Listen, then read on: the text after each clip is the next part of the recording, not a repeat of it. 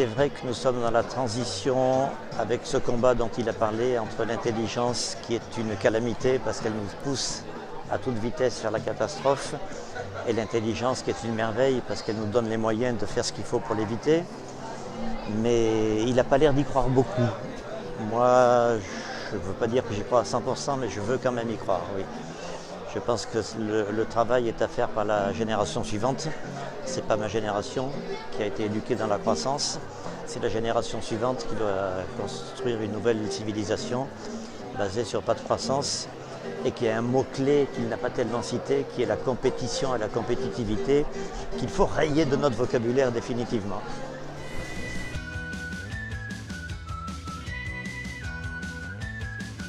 Oui, ça fait partie de la nature humaine, logiquement.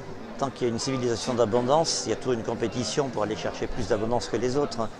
Ce n'est pas spécialement humain, ça existe dans toutes les espèces animales. Mais comme on arrive à la fin de la civilisation d'abondance, l'intelligence devait être utilisée pour anticiper le fait qu'il va falloir se mettre à coopérer et pour le faire tout de suite.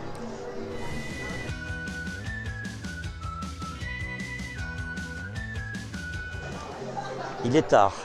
Je pense que notre civilisation va y arriver à construire quelque chose de nouveau basé sur la coopération et une stabilisation comme les tortues, comme ils disaient si bien, mais que c'est tard, c'est-à-dire que ça ne va pas se passer sans douleur.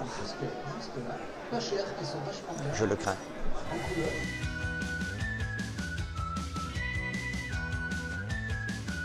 Alors il a essayé de mettre de l'optimisme de ce côté-là en disant qu'il y a des bonnes raisons pour essayer d'empêcher l'humanité de disparaître parce qu'elle a fait des choses merveilleuses dans les arts, dans la science, etc. C'est vrai qu'à l'échelle de l'univers, on peut dire que c'est un détail tout ça.